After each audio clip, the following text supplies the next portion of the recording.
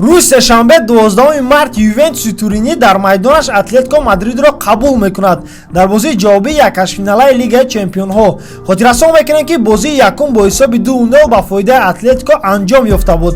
бозӣ соати 23:00 ба вақти Москва сар мешавад. ҳамада салом дӯстон, шумо қарор доред дар канали Фут бародарон ва имрӯз гап мезанем дар бораи бозии шавқовари ин ҳафта байни Ювентус ва Атлетико Мадрид. хотиррасон мекунем ки спонсори канал 1xBet. агар дар вақти регистратсия дар ҷои промокод ташфуд нависен 5000 рубл бонустон метиҳанд. барои бонусро гирифтан ҳатман пурра регистратсияро гузарен ва дар шотон пул партоен. баъд ин автоматически бонус дар шотон мегузарад. ссилкаш дар описание.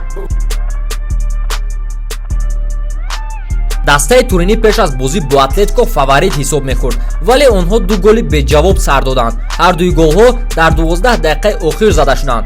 Ювентус айни ҳол бо 75 гол дар серия А дар ҷои якум қарор дорад. дар 27 тури бозӣ дастаи италиявӣ 24 ғолибият ва 3 мусовӣ ба даст овардааст. дар охирон бозӣ Массимилиано Алегри ба лидерҳои даста истироҳат дод. дар майдон Марио Манҷукич, Криштиану Роналдо ва дигар бозингарони асосӣ набуданд, вале ба ин нигоҳ накардан натиҷаи хуб ба даст оварданд.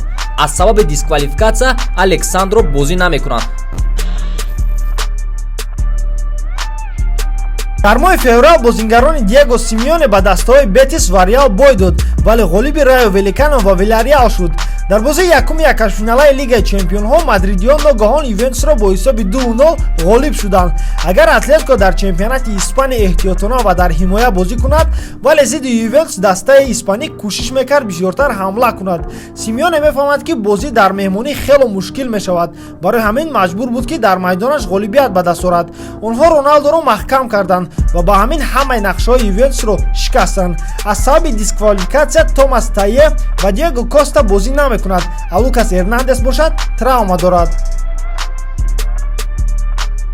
туриниҳо дар ҳолати мушкил афтоданд. аз онҳо муъҷиза талаб мекунанд, мисли бозии ҷавобии Манчестер Юнайтед зидди ПСЖ. тарафи сахти Атлетико дар он аст ки онҳо дар ҳимоя сахтанд. баъди ғолиб шудан дар майдонашон онҳо нияти бисёр ҳамла карданро надоранд. ба Атлетико кифоя аст ҳисоби 0-0 ва ҳатто бохт бо ҳисоби 1-0.